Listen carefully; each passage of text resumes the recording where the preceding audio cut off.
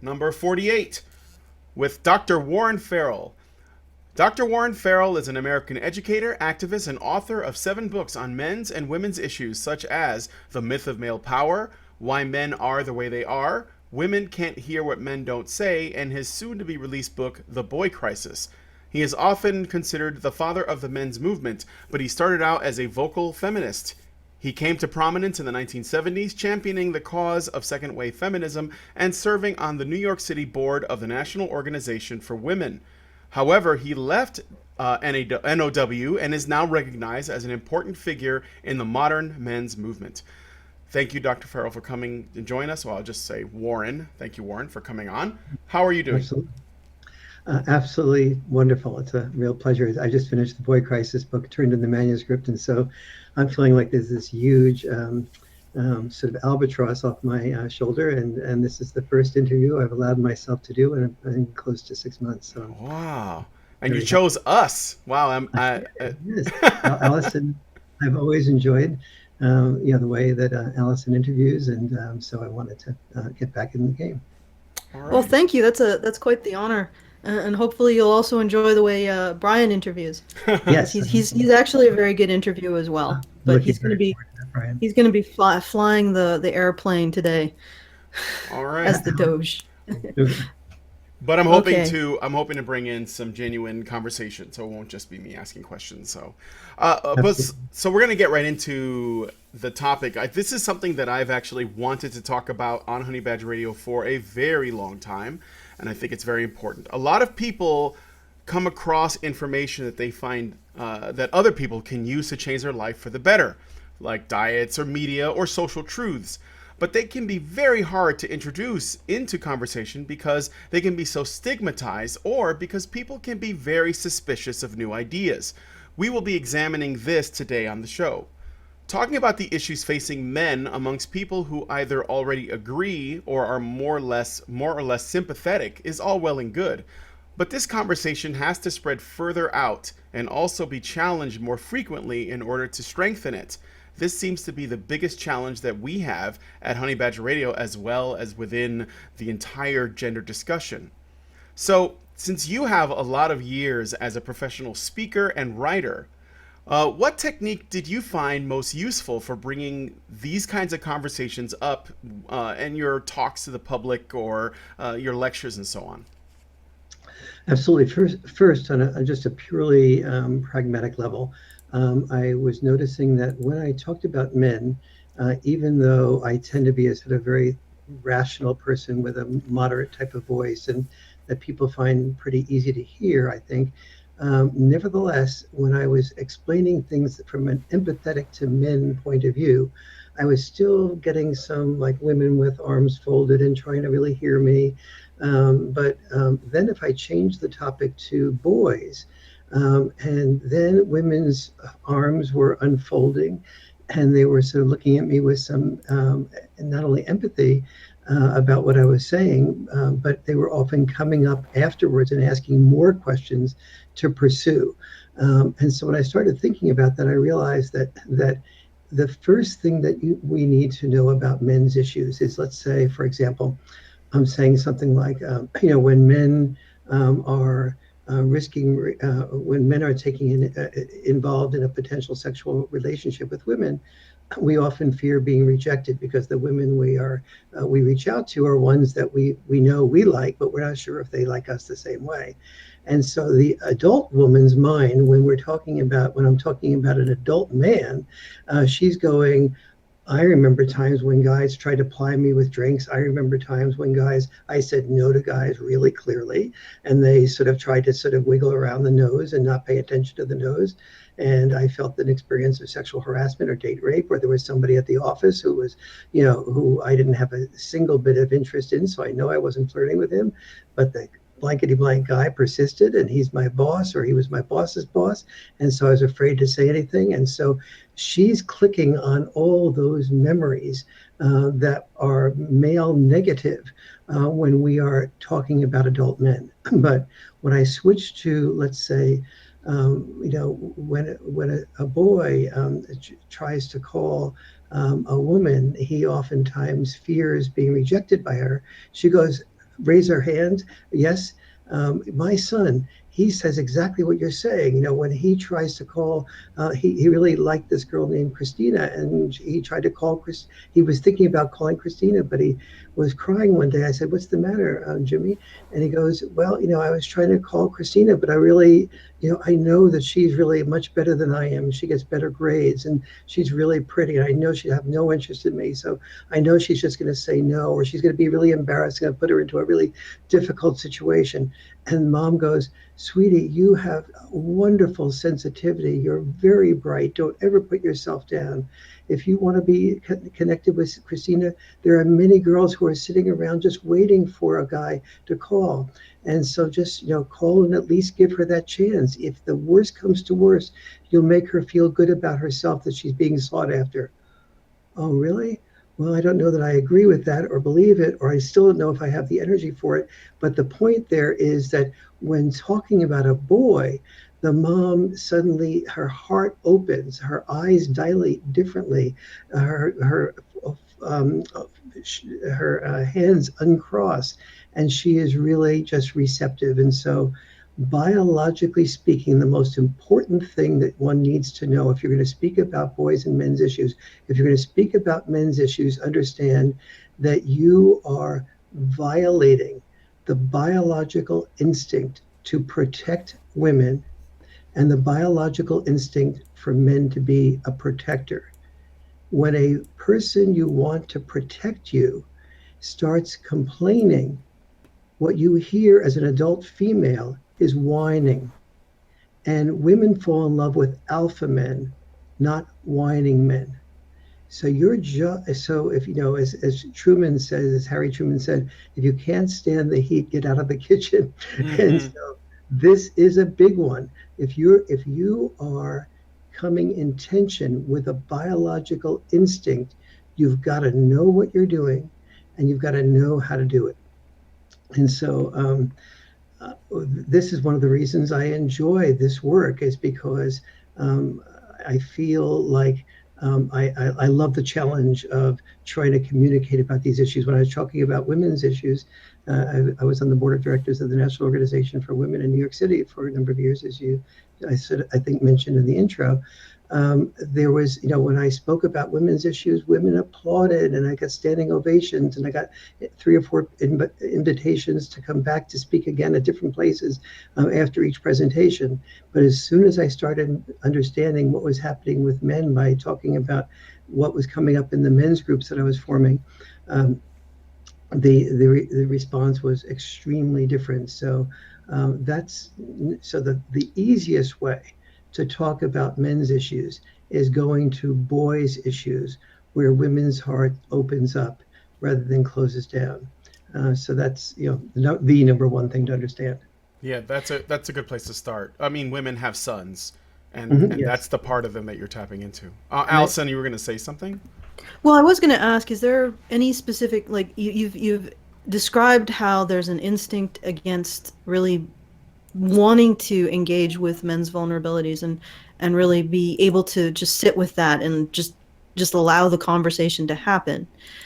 Has there been any, and one way to go around that is to simply talk about boys who still have that, we still perceive boys as being vulnerable, and women still are open to seeing boys as vulnerable. But just to get into the eye of the storm, just to steer the boat into the eye of the storm, are there any techniques that you found that have been useful to overcome that instinctual aversion to men's vulnerabilities? yes. And initially, I want to talk about it in the context of lectures and public speaking. Is there any techniques that you've used in that context to overcome the instinctive aversion?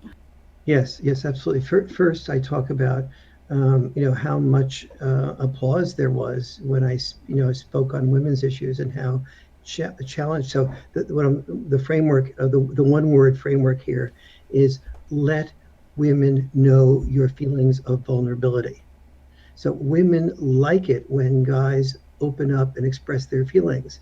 However, they only feel good about that when it's Superman that cries, not somebody who is weaker. When Clark Kent cries, the woman is turned off. But when Superman cries, she's okay with that. She wants vulnerability within a framework of strength. So first, you sort of share things about that you're doing. Like in my case, I'll talk about my period of time speaking only on behalf of women's issues, and so women see that as strength. This is the type of man they want to see. And then I explain something about how, and this is all accurate, how difficult it was for me to speak up about men's issues more after I found out that I lost my standing ovations by doing that.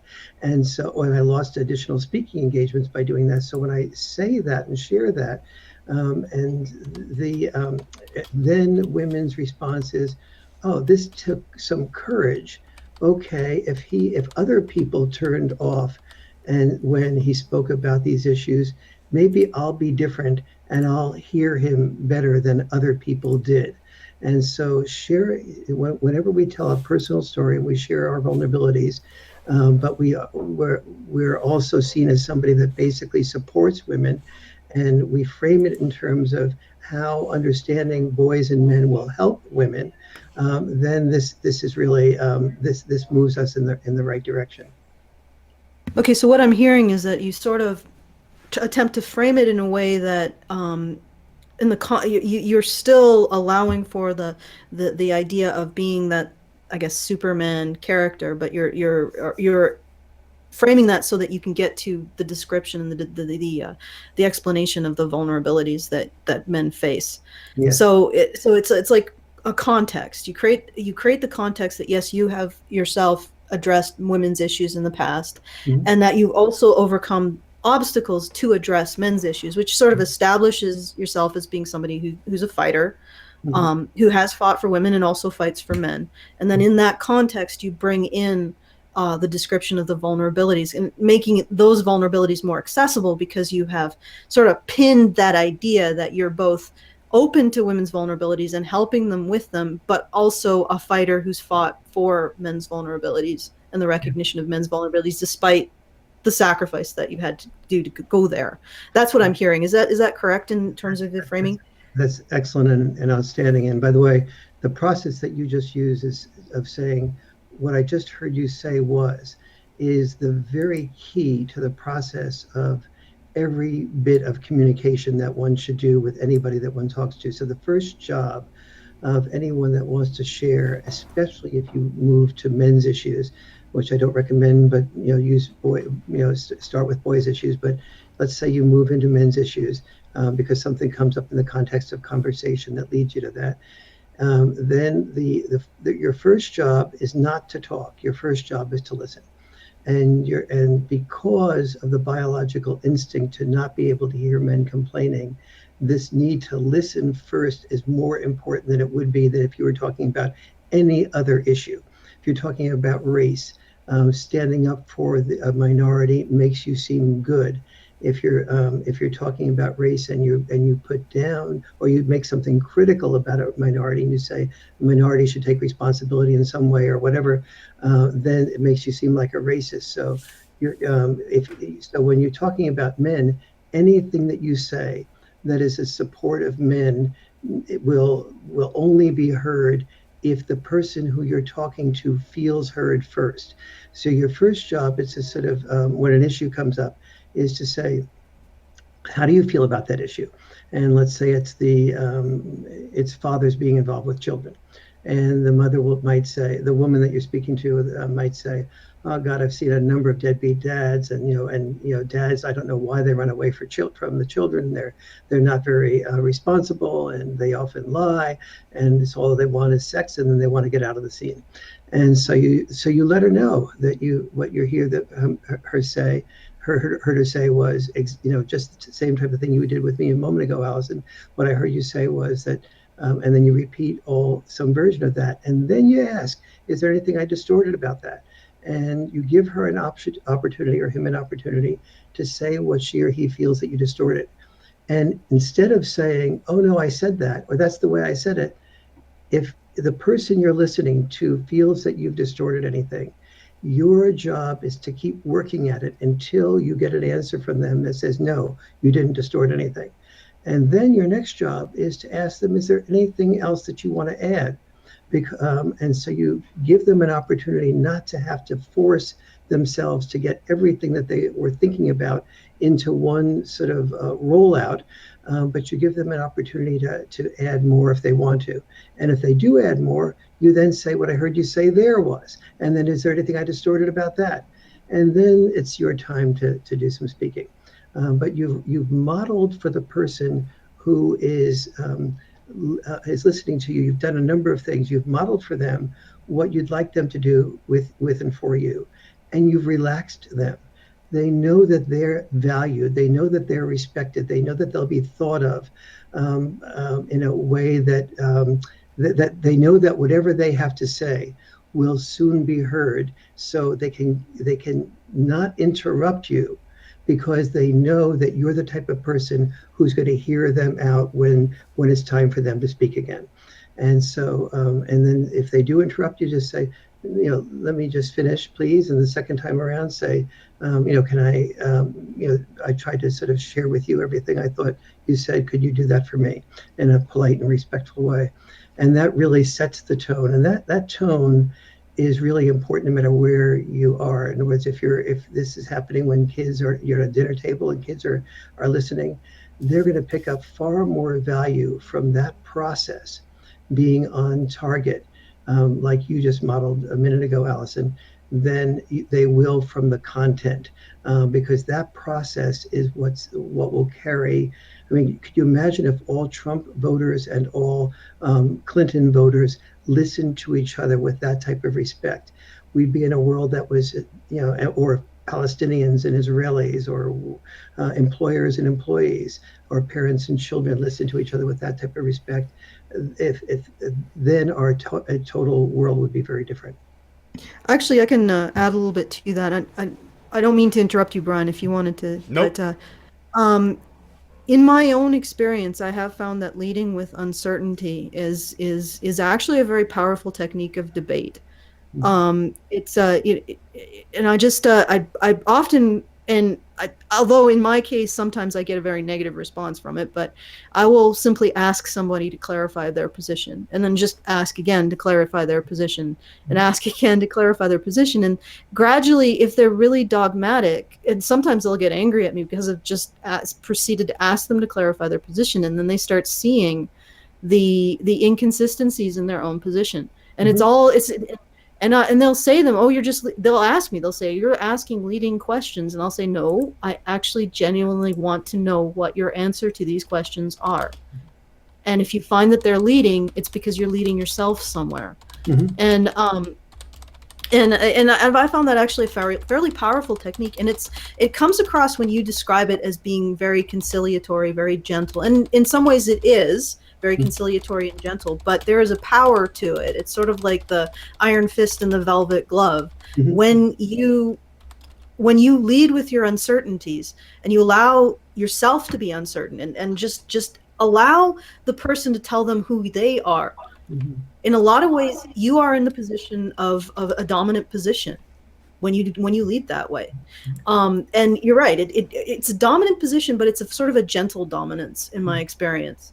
And if the person is at all open to a dialogue, they will regard that kind of gentle dominance, that kind of way of saying, okay, I will let my own needs be secondary to this, and I will hear you, and I'll let you explain your position. If they're at all able to move away from a dogmatic position, they will regard that as being, as you said, they will regard that as being very respectful. Mm-hmm, yeah. But in my opinion, it is also, it's not just respectful, it's also a way of establishing a form of gentle dominance. Mm-hmm. when you allow people to and you listen to what they have to say. You're establishing yourself as being somebody who's in control of their own opinions, mm-hmm. doesn't have to compulsively ejaculate them everywhere, which often sorry. I know I can just hear our audience saying, Allison, you are so full of of caca over this, but it's a debate technique. It's a Socratic method, and it can be and depending on how it's, some aspect of this is there has to be give and take. If you're dealing with someone who is able to question themselves, you might lead them to interesting places by asking them questions. If you're dealing with someone who's very dogmatic, very certain in their attitudes, you may end up getting some pushback from this. However, it's not because of what you've done. Yes. You can't, and you have created a situation where if there is any common ground to be had, it will be had. Yes. Like, and you are responsible for having created that situation, which is why I call it sort of a gentle dominance, because you are creating a situation. You're the one who's driving it. And like I said, if there's any common ground that is possible to be had, if there's any way that the person that you're talking to can escape their sense of dogmatism, you have created the opportunity for them to do so. And like you said, you've modeled how you want to be heard when you start to speak. Although, as I said, sometimes when I get into the asking questions, I never get to the point of starting to speak, because they answer the questions, and I'm genuinely curious when I ask questions, but they are starting to see how their own belief system is circular and solipsistic, and then they back away and project anger onto me. But what can you do at that point? At some point, being able to talk to people about these things is also being able to know when you have to step away and stop talking to them about them, and when it's not going to be productive. But did you want to add? Yeah, I'll just one thought on that. I think my desire is not to sort of dominate to be a gentle dominant force, but rather to sort of really to model a genuine curiosity. I do have my own agenda as to where I wish to go, but if I feel like the person I'm speaking with is saying something that's not accurate, I just ask them to. I might say something along the lines of, one of the things when you say a dollar for that men earn $1 for each 79 cents that women earn for the same work. So do you feel that? Do you feel that even when men and women are working at the same job for the same number of years, that they make the same amount? And then she may say, yes, no, they don't. The men earn more than the women do for the same amount. And so then I've set up a sort of like place where I might even ask for her evidence or his evidence of that, and give them a chance to sort of share their evidence of that. Although I do have in the back of my mind, so maybe it is a gentle dominance, where I want to go with that. Meaning, I'll share something along the lines that, when men and that the pay gap may not be about a gap between men and women, it's actually a gap between dads and moms. And when women have never been married and never had children, they've made 117% more than men have for the last few years. And so I will then contribute something that I know about that in my timing. One of the ways that I prevent myself from being in a speaking situation, from being dominated by the person I'm asking questions of speaking all the time, is to ask that we agree ahead of time, that the moderator agree ahead of time, that both of us be speaking about an equal amount of time.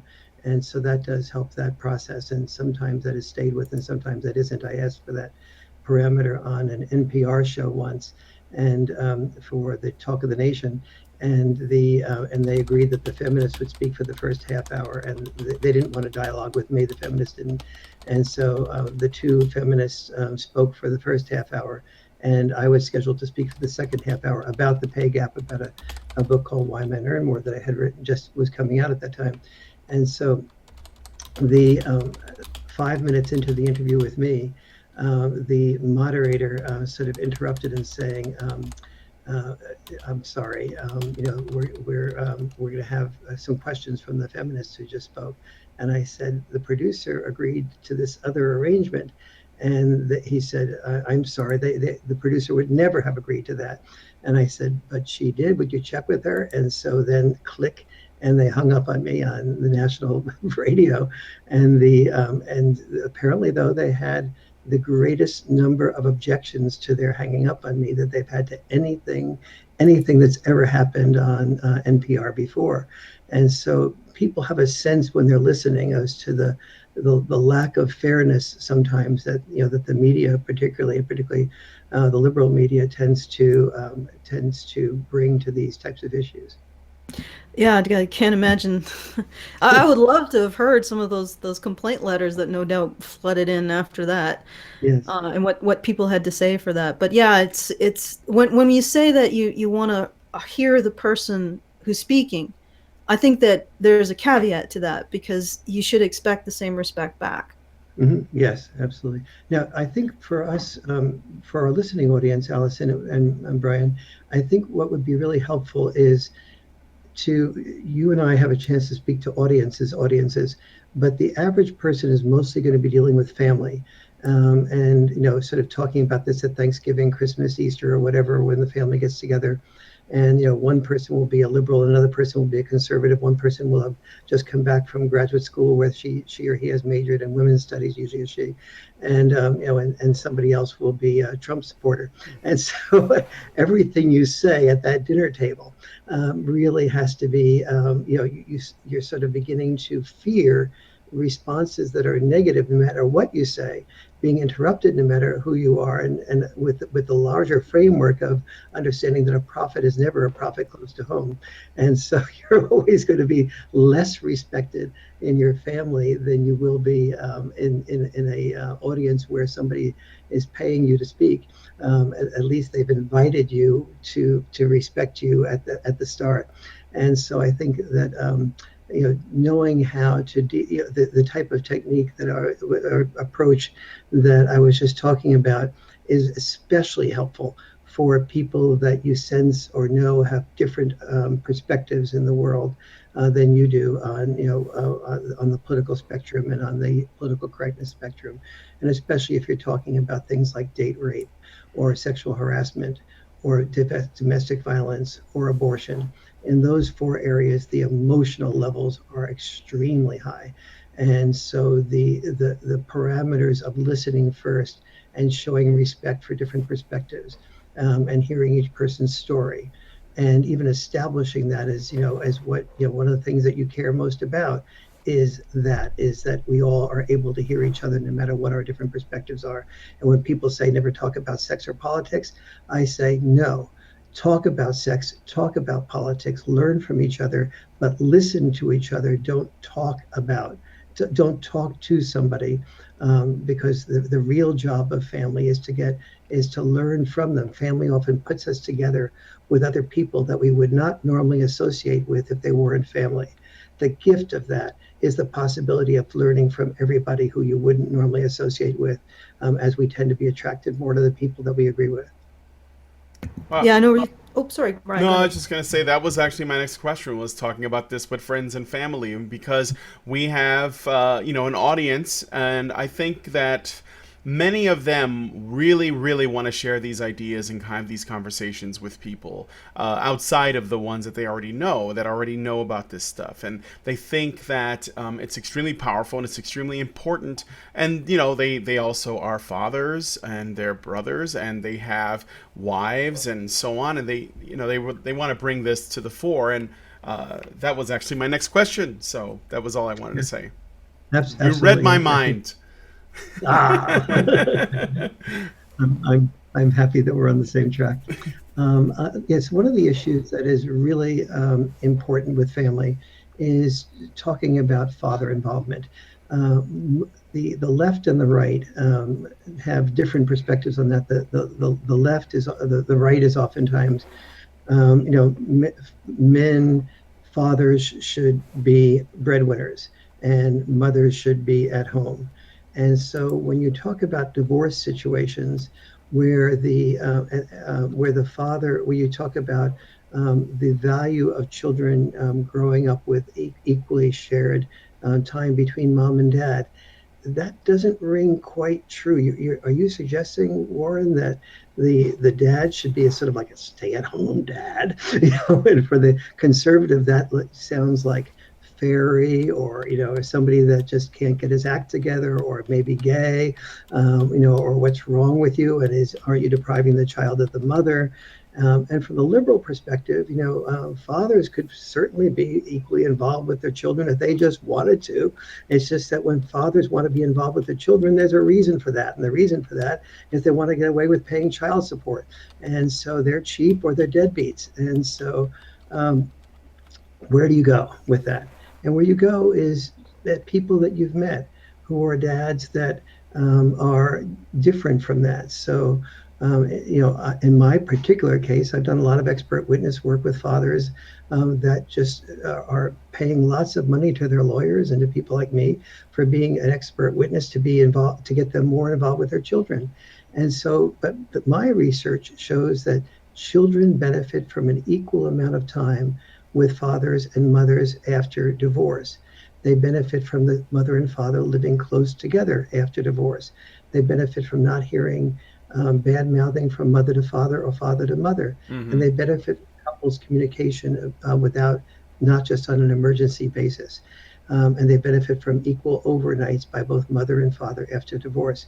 So if you take those 5 parameters, there's nothing that I've said there that favors the father over the mother. But every single bit of that is really documented extremely well. That the children and most people want to know, if there is a divorce, how can we prevent that divorce from ruining the children and hurting the children severely? And so that the adults have the right to divorce if that's what needs be, but they really have responsibilities to take care of their children on these types of 5 levels. And so when you've done your homework and you know the research, and then you talk about a personal story about, one of the people that I met was, remember Uncle Jim? When he got his divorce, I talked to Uncle Jim, and Uncle Jim really wanted to be involved with the children afterwards, but he found that he had to fight for the children, and she sort of acted like she had the right to children, so he took it to court. But the money he spent on lawyers could have been better spent on sending their children to a good, the type of college they wanted to go to, or maybe getting some therapy to have some counseling to help the children cope with the divorce. Because remember Uncle Jim's, Sandy, Uncle Jim's daughter, she went into depression, and the son started acting out in school, and that really wasn't healthy for them. But I know somebody else who had this experience, and that experience turned out much better, and they did have some of those parameters that were stuck together, and instead of fighting it out, they worked it out. And so then people are very easily able to listen to a real life personal experience, especially if it's in the family and other people know that. And when it comes to fathers' issues, we often we have examples of that in a good percentage of families. I actually listened. Oops, sorry, Brian. Listening to you, it occurs to me that a lot of I think Warren, it's you that you're echoing at the moment. Warren, could you mute yourself just while Allison talks? Do you know how to do it? Yeah. Oh no, I don't know how to do it. Let's see. Oh wait, actually, there's no echo now. Allison, talk. Yeah, the echo's gone away. All right, maybe it was something. Maybe Brian had some sort of secret influence on that we. So it's all your fault, Brian. He's magical enough to anticipate to have the next question be the thing that I anticipated. So he probably has. Yeah.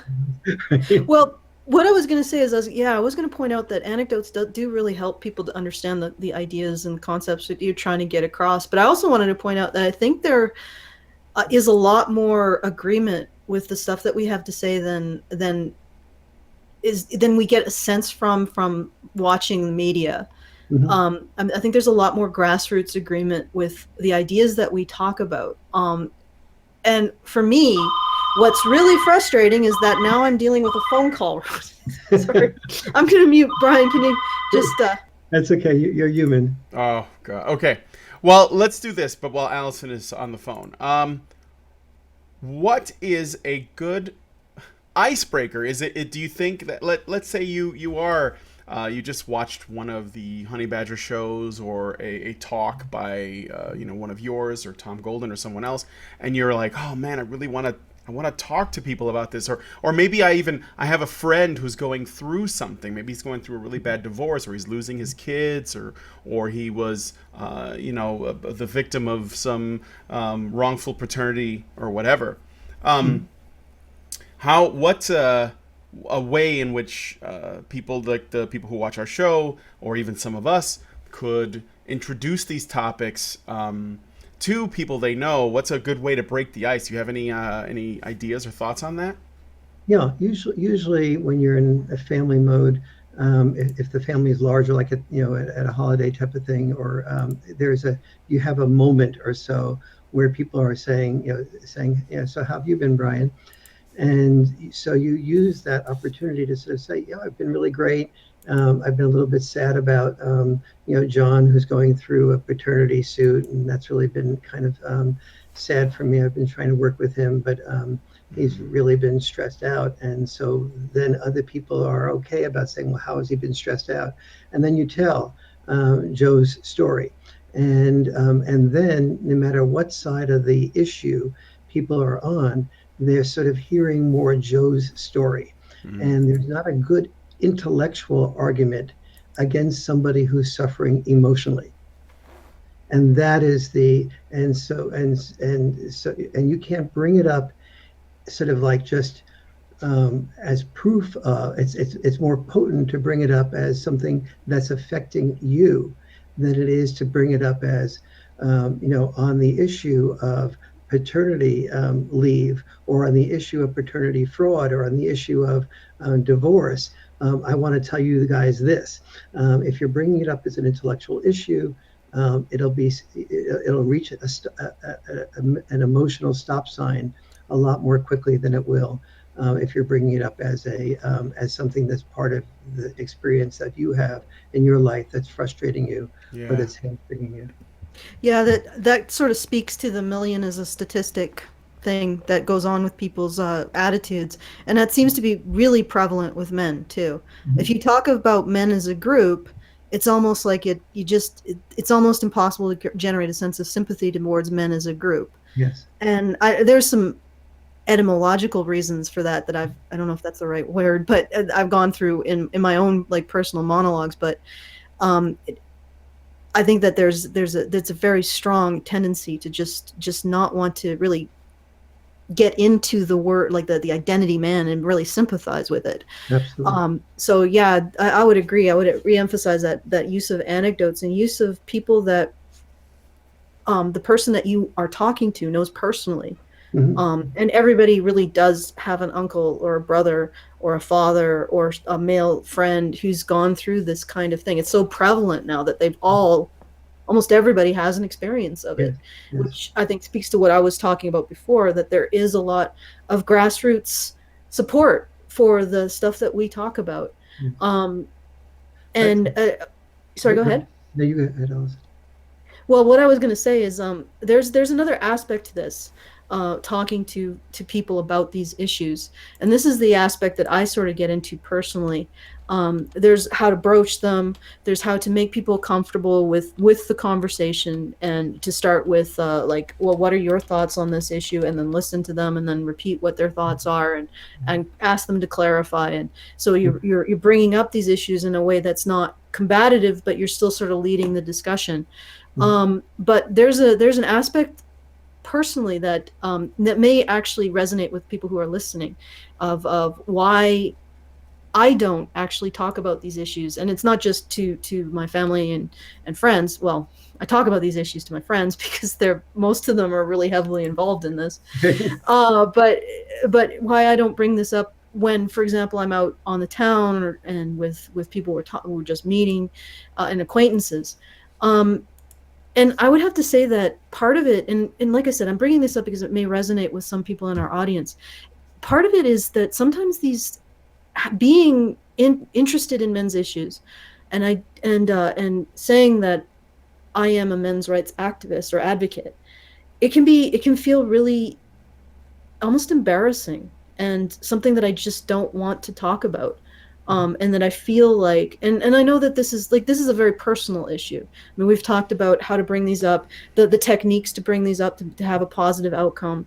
And then we've talked about how we should approach what topics based on who we're talking to. So mothers of sons are going to be much more open to boys' issues, and other people will be much more open to fathers' issues. And so we've discussed some of the strategy, but I think one thing that prevents people from doing it is maybe personal reasons around their feelings around these issues. And like I said, I find sometimes it's extremely difficult for me to talk about them to acquaintances because I feel embarrassed. Yes, absolutely. And it would be nice to be able to maybe talk about how to overcome these personal barriers. I know these other barriers are outside of ourselves. Mm-hmm. How to break the ice, mm-hmm. how to be positive while we do it, how to lead people through this in a positive way so that they respond positively. But how do we break down the barriers inside ourselves talking about these things? Yes, yeah, really good. The first thing to do about the barrier inside of yourself is to understand that is to give yourself some empathy, because never introduce yourself as a men's rights advocate. That will get you, the stop sign will come up, the emotional stop sign will come up absolutely immediately to anyone who's talking with you. Unless you're talking to Paul Elam or somebody, that's okay. But the reason for that is because the way the feminist movement has framed men's issues is as it being part of the patriarchy. So all civil rights issues until were framed as an oppressor oppressed. And then Marxist type of framing of working class issues were oppressor oppressed. And so the civil rights movement took the oppressor-oppressed dichotomy, which was reasonably accurate in terms of civil rights. There were oppressor slave owners, and there were oppressed slaves, and there was genuinely enormous discrimination against African Americans in this culture, and there is a lot of argument to be made for the way managers were treating their workers prior to the beginning of unions. So that oppressor-oppressed dichotomy makes a lot of sense to people that followed civil rights, or that followed Marxism, or that therefore were involved in the academic community where Marxism was fairly popular. And then, but what the women's movement did is they moved that oppressor-oppressed dichotomy over into saying something like, we live in a patriarchal world in which rules were made by men to benefit men at the expense of women. And so they moved that into the gender issue. And they said we have a world dominated by patriarchy, and what the world was dominated by was not patriarchy, but it was the need to survive. And so when you get somebody who's listening to you at the table, as soon as they mention patriarchy or something along those lines, you say, actually, I think the major need of the past was the need to survive. And our mothers gave up, they risked their lives in childbirth to produce more children who would survive, and then to make those children's lives better than their own lives. And that's what they often sacrificed their lives to do that. And they married men who would often sacrifice their dreams of being a starving artist or writing the best novel for a dream, for something that earned more money in a consistent way, like being a garbage collector, or being working on an oil rig, or working in a coal mine, or doing something. Once men had children, they often gave up the glint in their eye, what they hoped and dreamed to do that would make them stand out in the world, that would be meaningful to them, that would have purpose. They gave that up because oftentimes fulfilling jobs did not pay very well. The art history major graduate did not have as secure of an income as that garbage collector, as a steel worker, as that factory worker. So the man felt he had to work at a factory or do something like pick up that garbage in order to be able, once he had children, in order to be able to earn money that somebody else could spend so that they could live longer, and that often he died sooner. And so that helps people reframe, get off of the patriarchy bandwagon. And what has happened is nobody out there has challenged that as the framework.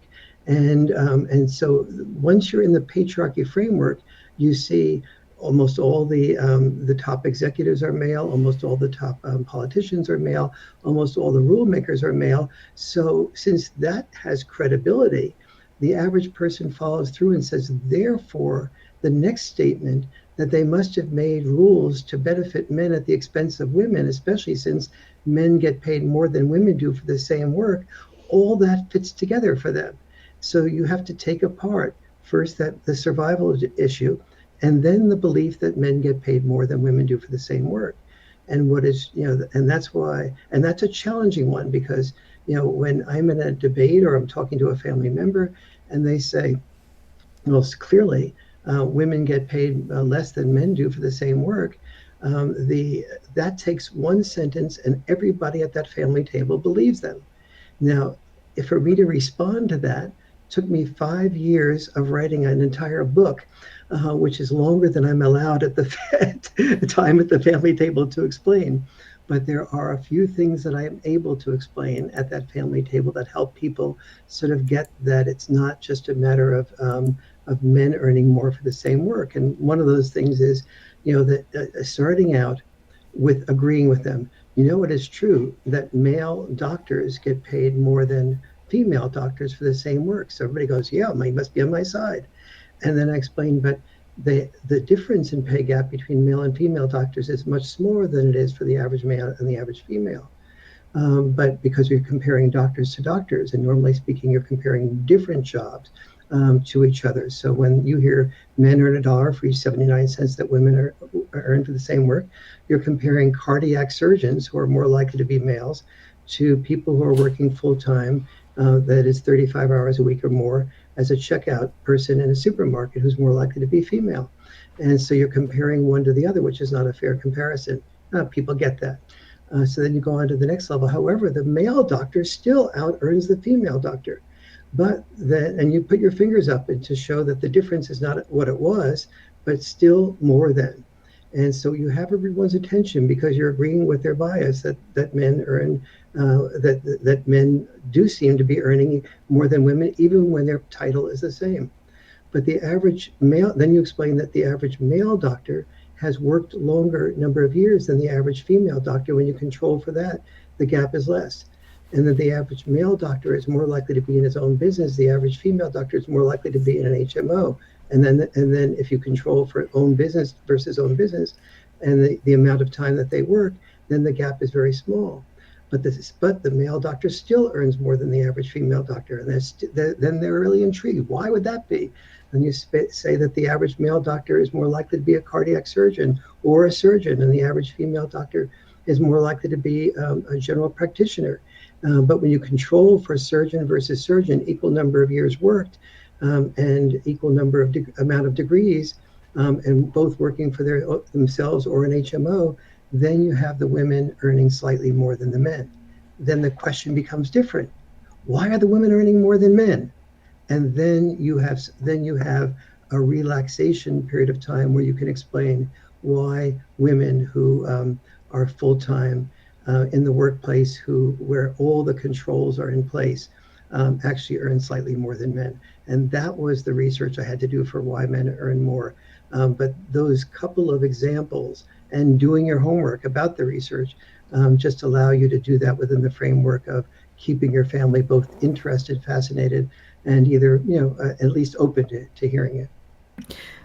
It's a good way to, like, a tactic to deal with just relaxing the patriarchy narrative to go through. I might be slightly more combative than you. What I've used is reframing it entirely, because to be honest, even though women earn less than men, they spend at least as much, if not more, or they control more consumer spending. And to be honest, in my opinion, if one group is earning or creating the material goods and the other group is spending it, in no time point throughout history has the group that's been spending but earning less been oppressed. Mm-hmm. And if you just apply a little bit of logic to that, you'll identify the types of groups that produce more material goods but do not spend as much as these other groups that seem to be consuming those material goods. And there's a particular word for those groups. But and it's not that I'm saying that I'm going and saying that men are slaves. I'm just saying that, you know, if you're not earning as much but you're spending as much, then it doesn't really so it doesn't really go to say that you're oppressed. Yes, exactly. Because generally the power of money is not in earning it, it's in spending it. Right. But that's how I approach that. And the other thing, when people talk about civil rights and saying that the civil rights, like that the oppression narrative, that does have some applicability when you're talking about civil rights of minorities. And they say, well, the situation between men and women is exactly the same as the situation. You can, what I've done in the past is I point out that the process by which women got the vote was significantly different than any other minority group. Other minority groups had to actually fight in warfare, or had to actually subject themselves to conscription, and were willing to do that before they got the vote. Whereas women, unlike any man throughout all of human history, got the vote without the corresponding expectation of conscription. And so at that moment, that didn't create equality, that created an inequality that favored women. And people will and some people will be open to that reframing, and some people aren't particularly open. But that's how I approach those particular, like the historic patriarchal narrative. I think they're really good responses and very accurate. In the Myth of Male Power, I have a whole section as man as nigger, and it was based on the article in Ms. Magazine called Woman as Nigger. And I just said, you know, it is totally not accurate to call either gender nigger, because, you know, aside from it being a terrible word, it is the that to be somebody's, you know, like in James Baldwin's, you know, new film, I Am Not Your Negro, to be in that position is to be somebody's slave, and to be in a position where you're not making a choice, and that both genders have, you know, based on the need to survive, have both sacrificed in different types of ways. And that if, you know, men were making all these rules to benefit men, the first rule that men would be doing is to make a rule where every woman perceived of herself as being more feminine, the more sexual she was, with the more men. And so that would be a rule that the first rule that men would make to benefit men, whether or not women agreed with it. And the second rule would be that women would, that there would be female-only draft registration, and males would have the option to register for the draft or not.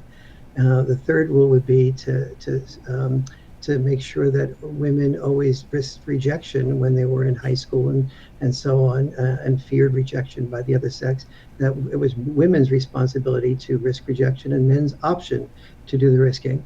And that women would therefore, having risked rejection, they would be willing to pay for all the dates, so that they'd have to work at jobs that they liked less, like mowing lawns or pulling weeds, to pay for those cars that they got to pick up the guys, and so on. And so you just go through a whole series of things, like, you know, who pays for the diamond rings? If, you know, if we made rules to oppress women at the expense of to oppress women, it would be women that would be paying for the diamond rings, and men could just buy a small little gold ring or not. And so there's just thousands of things all around us every day in the society that takes apart, as you were talking about, Ellison, the oppressor-oppressed dichotomy. And sometimes you do just have to say those things pretty directly. But the larger empathy I want men to have for each other is, you know, why not say I'm a men's rights advocate right at the outset? You know, are you afraid to speak for who you are? And the answer to that is that to really have in mind what you're up against, and when you're not being heard. It is not you that you should blame when you're not being heard. as I was mentioning at the outset of the show, that that historically speaking, every society that survived based on training its sons to be disposable in war and to be disposable in work, and therefore indirectly to be disposable as dads. And when you're training somebody to be disposable, a number of things happen. If your son is going to be, you're going to be proud of your son if he goes off to war and wears a uniform. You can't become as emotionally attached to somebody who you might lose as you can be to somebody who you might, who you know will probably be with you forever, like your daughter. Nor can you allow your son to express his feelings as openly as his feelings of pain, his feelings of hurt, his feelings of not being paid attention to, of being sensitive, because you know on some intuitive level that part of what the military will do to him if he goes to war is the first thing that you do in boot camp is to learn that no matter what name you're called, whether you're called some anti-Semitic name or some racial name, that you have to let that go, because your job is not to be seen as a human being. Your job is to be a human doing, to be part of the war machine. And the war machine operates best when no wheel squeaks, when everyone just does as they're told to do, when you give up valuing yourself. And so everything about males growing up and about women's investment and men's investment in survival, if you wanted to survive, you don't turn men into somebody who cares about their feelings, because if they cared about their feelings, we are not saved as a nation by a large number of political liberals who cared about their feelings and got in touch with their feelings and said, I don't really want to go to World War II and fight against Hitler because, I really don't want to be killed, or, I could come back wounded, or I could come back hurt. And so those were things that nobody wanted to hear from men, because their survival was invested in men not connecting to their feelings. And so when you talk about men in combination with that genetic heritage that we are all part of, in combination with the feminist, the feminists putting men as the oppressors and women as the oppressed, that just empathize with yourself, that you can't start out with something that is like saying I'm a men's rights advocate, with something that's basically saying for the average person that they hear is, I am an advocate for the oppressor, or I am a white nationalist, or I am a Ku Klux Klan member.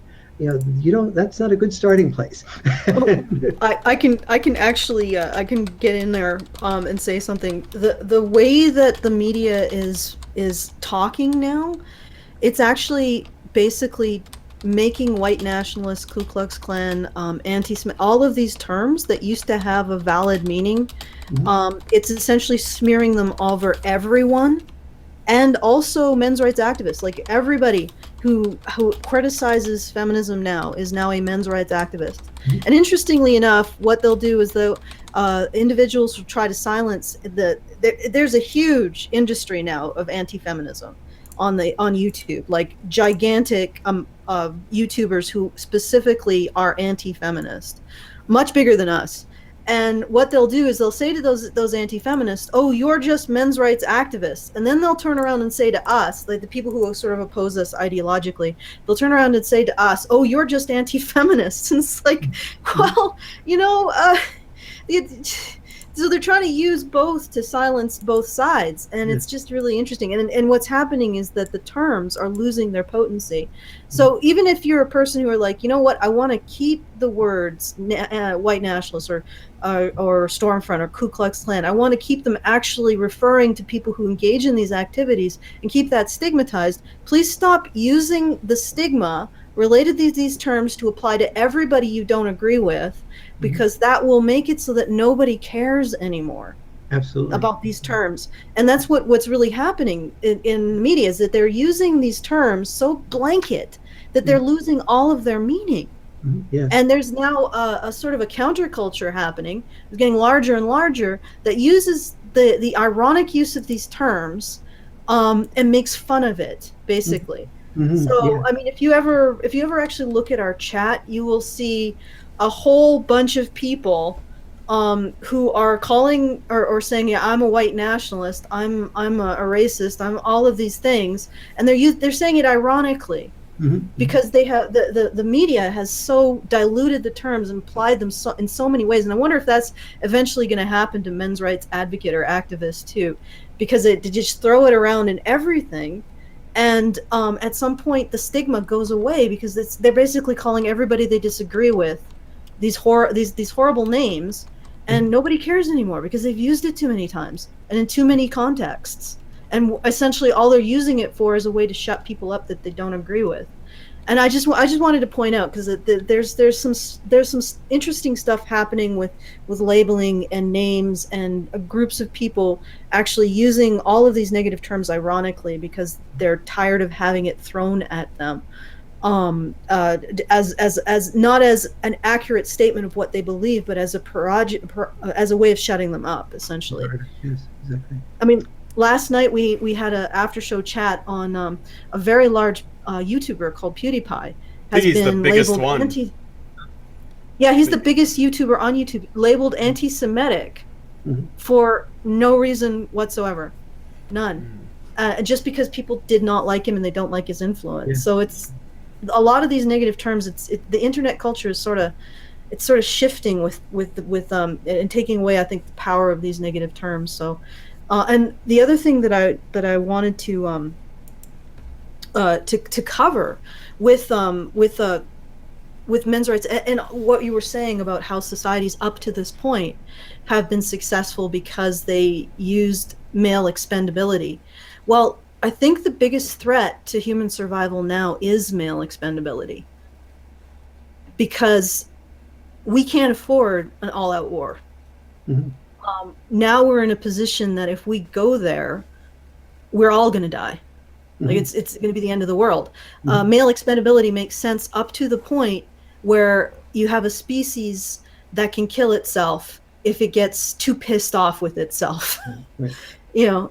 That's why. Go ahead. Sorry, go ahead. No, I didn't quite hear what you said. I interrupted you. Okay. So I think one of the biggest challenges is dealing with the echo. One of the biggest challenges is going forward is going to be sort of detoxing from male expendability itself. Because and maybe, I don't know, maybe there are many sentient races out in the cosmos who've had to come to this point, and what brought them to this point, to the point of having the power to destroy themselves, what brought them to the point is something they now have to abandon. Yes. Because if they go any further with it, they will destroy themselves. And so did you want to say anything to that? This is why communication is so crucial, because historically speaking, if we didn't communicate very well, if somebody felt criticized and they were in a kinship network or a tribe, the purpose, what they could do to survive was to, as soon as they heard criticism, they thought, oh, possible enemy. So what you do is you get up your defenses to defend against the possible enemy, or you kill the enemy before the enemy kills you. And so not listening to other people's criticisms of you or criticisms of the way you think and believe was functional for survival.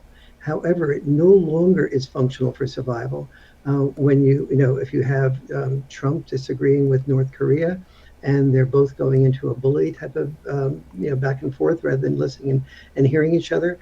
It could be somebody could be seriously hurt by that. Same with Iran or the Soviet Union or Russia rather. And so there's a need to listen that is more crucial because of not just male expendability, but every gender's both genders' disposability and expendability at this point in time. Yeah, there's one of the things I want to share there is, so if I were talking in talking with you, Allison, I think that the most important question to you that people would be, I think, open to hearing without any defensiveness is how did you move? You're a woman. You're obviously not you did not obviously not grow up with a bunch of sort of reasons to be anti-female. So how did you become? How did you start taking the? How did you evolve from taking the position that you initially would probably normally take as a female to one that would maybe alienate you from females? So when you tell your story, tell us your story that way. Yeah, like no, and I understand why you're framing it in that way. But the thing is that what moved me wasn't actually any kind of anti-female sentiment. If I were completely transparent, if I look back, it was actually a deep aversion to a certain type of attitude that I saw men having towards women. Um, I saw it quite a bit with feminist men. It's a condescending attitude that I don't even know if they're completely aware of, but it's a way of erasing women's control over their own lives and their experiences, and reframing women as a consequence to their choices as men. Like that women exist as a consequence and nothing else, not as individuals with their own actions and effects to those actions. And if there was anything that really spurred me towards being really uncomfortable with feminism, it was that. Mm-hmm. It was that sort of it was a really icky feeling. Like it was like when, for example, to use an example, I would I write science fiction, and sometimes I write fight scenes, and I would want to talk to a guy, or I knew a man who had experience with martial arts, and I said to him, okay, I'm writing this fight scene, so I'd like to talk to you about how it would play out and how to choreograph it.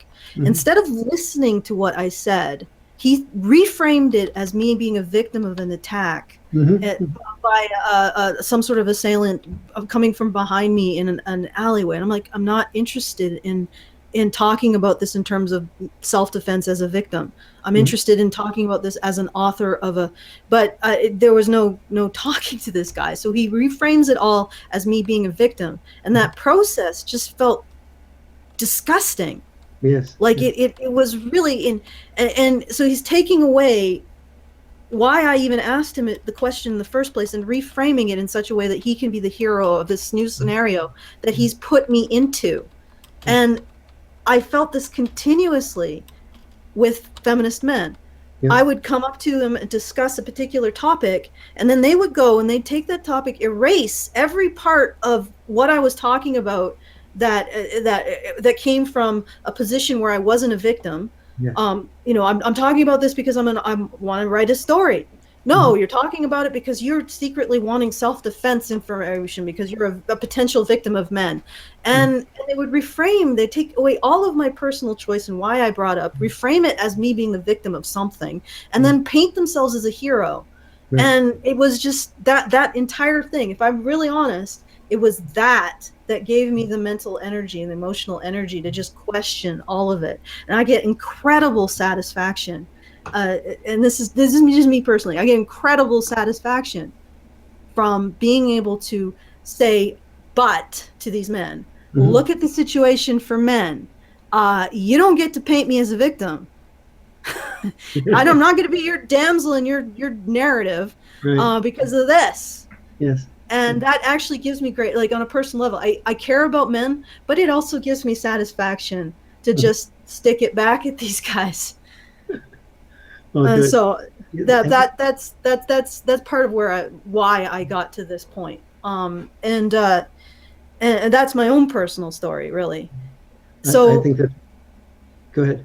No, go ahead. I'd actually stop because. I think that's really helpful for men to hear, because that now you're talking about, as I was mentioning a minute ago, the very biological roots of this. We have to realize that that every man wants to be a hero to women. So, and when you get to be a hero, when the woman is in distress. I mean, every heterosexual man, gay men do not have this need to nearly the same degree that heterosexual men do, if at all. And so but when you need to be somebody who is a hero to a woman because she can't do the math problem and you can. She can't change the tire and you can. She can't save herself, and you can. Your underlying dependency is on female dependency.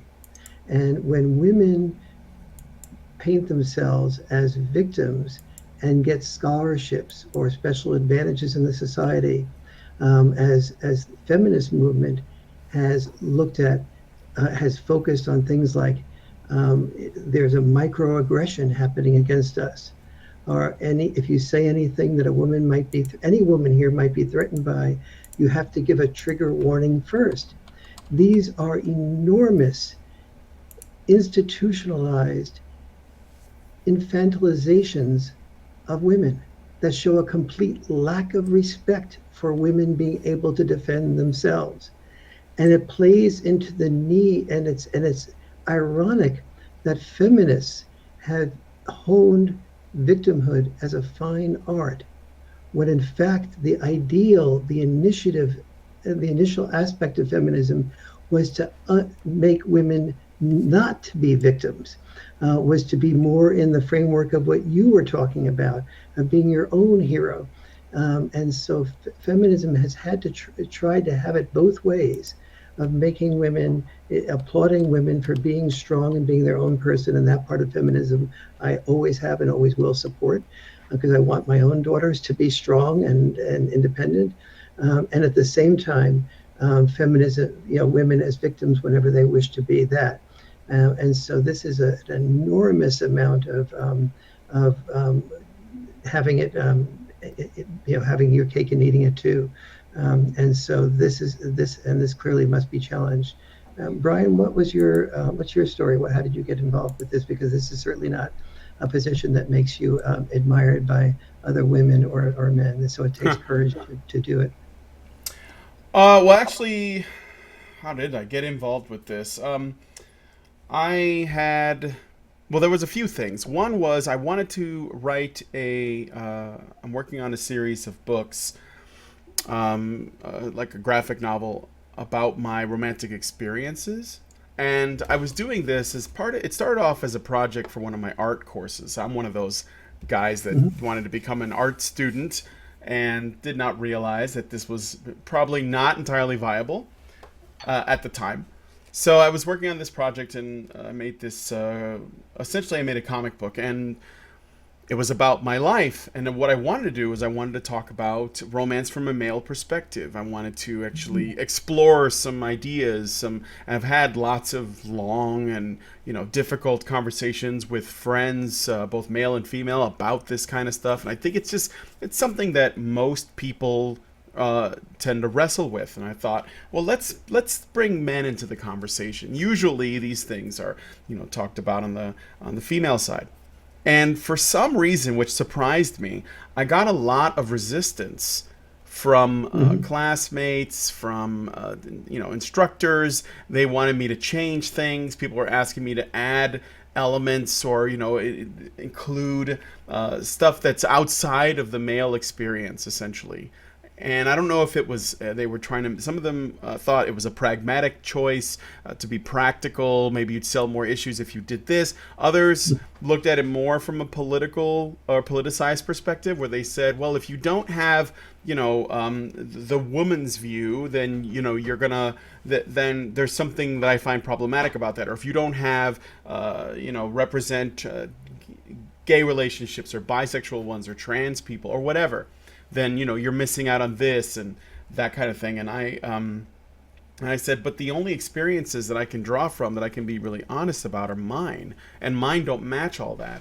And so I started to wonder, why is this? Why was I getting so much resistance? And I started talking to one of my friends, and essentially this is how I really got into it. We were talking, and he brought up the grass eaters of Japan, or the herbivore men. And I don't know if you know about that. I'm assuming that you heard of the herbivore men. And I looked into it, and I thought, this is the strangest thing. These men are just not interested in women. They're not interested in relationships. Now, of course, the herbivore men story is a little bit also about rejecting the social expectations of Japanese men, which is part of where the name comes from. It's intended to shame them, back into the workforce, or providing for women and family, like most Japanese men typically sort of suck it up and do.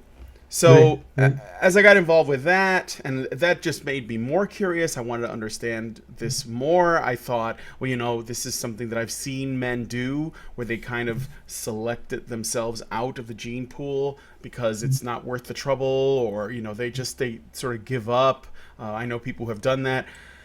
So then I found MGTOW, and I started watching a lot of MGTOW content. I started, examining that very closely, and I was actually still having a lot of conflicts. Like I was. Why don't you explain men going their own way as MGTOW, so that somebody that's new to this. Oh yeah. MGTOW, or men going their own way. Yeah, men that have basically decided they don't want to get involved with women. They don't want to be made into disposable, financial objects, or whatever you want to call it, because they don't think it's worth it. And as I looked into that more, I found that while I was still a little resistant, like, I guess I see where these guys are coming from, but maybe they're just bitter, or maybe they just had bad experiences. I was trying to remain optimistic. And I just didn't want to believe that this sort of thing should be a necessary decision. And that's when because, YouTube has this thing that it does where it keeps giving you stuff to watch, and inevitably you're going to find your way to Karen. So when I found Karen's videos, Karen Strong, Girl Writes What, who's one of our Badgers, I was hooked. And I have all of these things to thank, to be honest, because knowing about MGTOW now is actually, I actually have a great deal more sympathy towards them than I did when I first found it. It was thanks to some of the sort of evolutionary psychological stuff that Karen was talking about, coupled with the stuff that I found when I found out about what happened with you and the University of Toronto, and I watched all of your appearances on Donahue and these old TV shows. So I knew this conversation has been going on for a long time, and I had not. It was almost like just the wool over my eyes was pulled away, and I saw all of this entire world that I didn't even know existed. And while a lot of people consider this to be, it's almost like there's a burden to it when you learn about all this. You're like, wow, now that I'm faced with this reality, it really is, kind of saddening in many ways. But I find that it's actually quite liberating. Now, I actually understand why things are the way they are. I understand female nature, male nature, in ways that I never thought I would ever understand.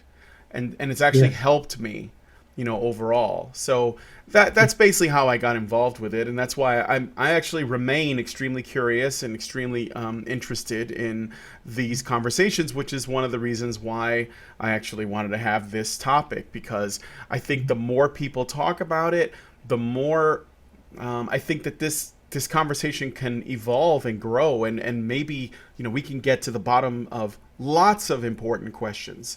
I actually am at the point now where I think the relations between men and women is actually probably the most important conversation we can have as human beings.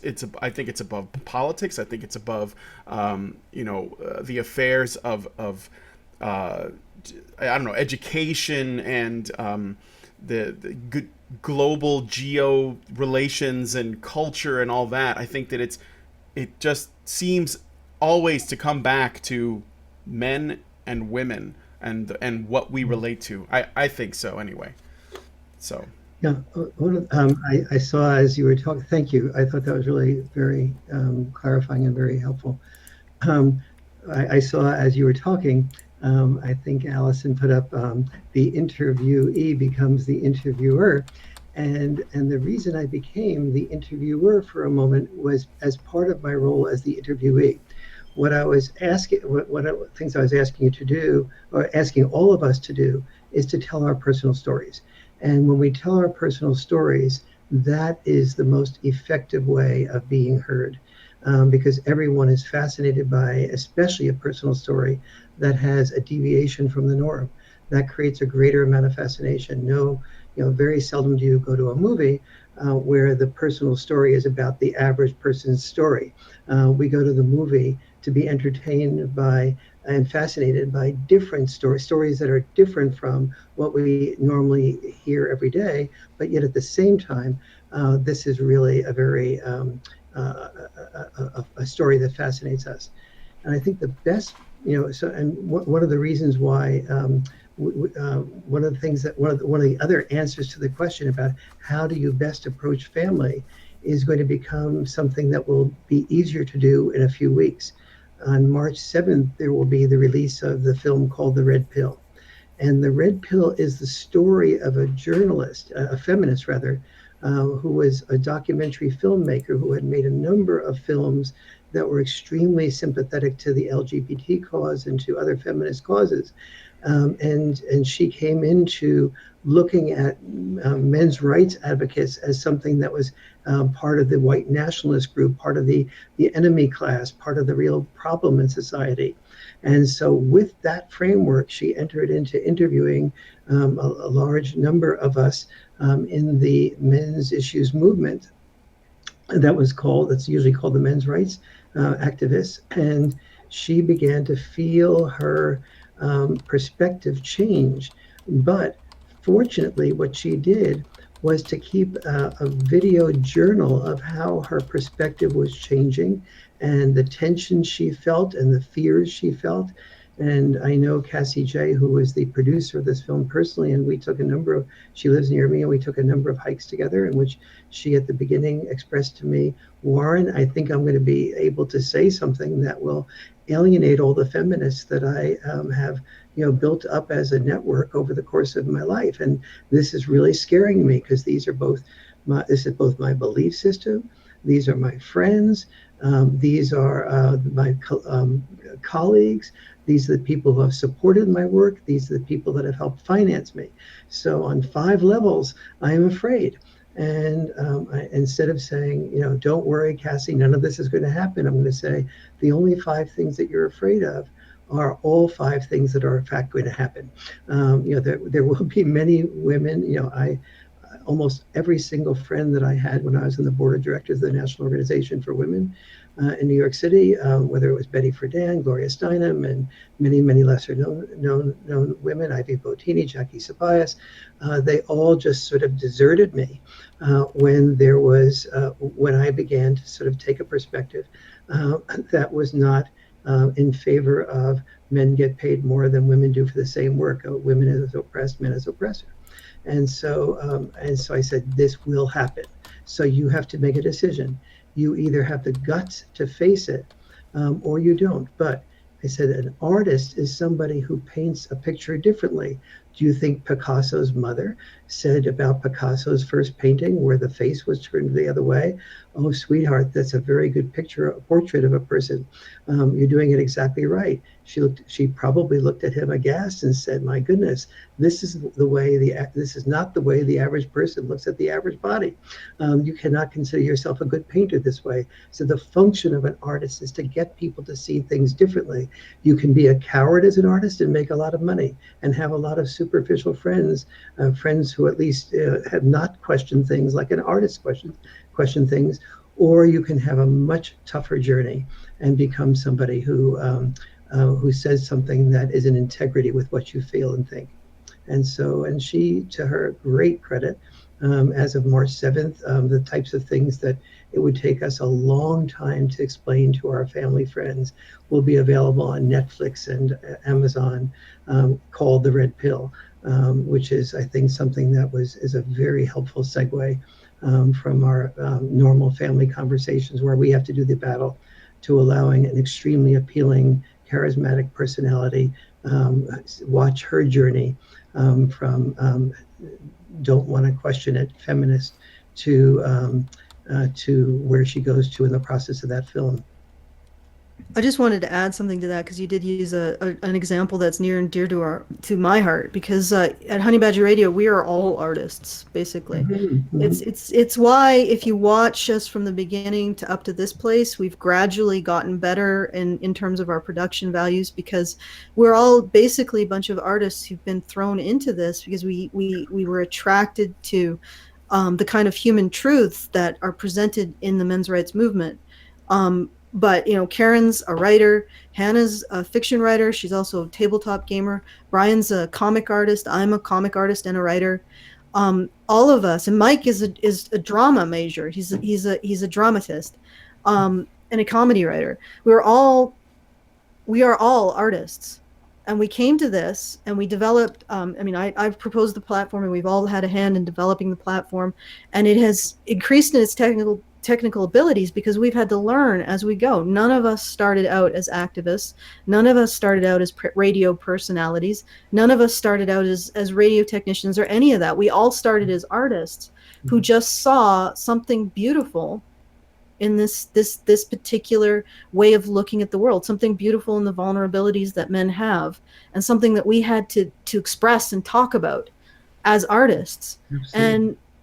And as you were saying, Picasso had to, when he created this new way of looking at the human form, it probably started out, everybody thought it was ugly. And now it's incredibly, his work is considered to be beautiful and incredibly valuable because he championed it and his initial fans championed it. And they developed ways of explaining how this is beautiful, the context in which this is beautiful, and why this is beautiful.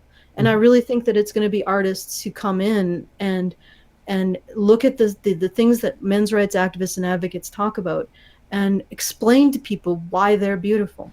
Yes. And why they're meaningful and important.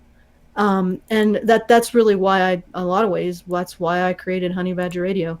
So I just wanted to add to that, and give a little bit of more context. And I know Brian has a few questions or comments he wants to make, but it's well past the hour. Yeah. Thank you for staying with us this long. Thanks for sticking around. Absolutely. It's always a pleasure to be with you. All right. Well, I just wanted to go out by saying one more thing. I wanted to say something to the chat. For anybody who watches this video, and those of you guys who are listening right now, you probably have thoughts and ideas about bringing this conversation out, talking to people that you know, maybe you run some kind of a club or little group at your school or your university. I know that there are people who have messaged me personally who have said, I run a youth group and I want to bring this up, but I don't know how to do it. Please share this video if you can. There's a lot of really useful stuff here, and also even more important, because I am going to look at this and I really am interested to see what you will say. What are some ways that you guys have tried to bring up the topic of men's issues and these sorts of important discussions to your friends, to your family, and maybe even to strangers? I don't know if you shouted at them on the train. Maybe that's not the best tactic, but who knows if it worked, or if you did it in some other way. I want to hear about your ways that you might propose bringing this conversation up. So I really am interested in seeing what the listeners would have to say about that. And that was basically it. I think one of the really good ways, maybe to close, to explain a good framing for this is I often feel and say that I'm not in favor of a women's movement blaming men, and I'm also not in favor of a men's movement blaming women. I call the movement that I support a gender liberation movement that liberates both sexes from the restrictive roles of the past to more flexible roles for our future. And that's my frame, and that's my goal.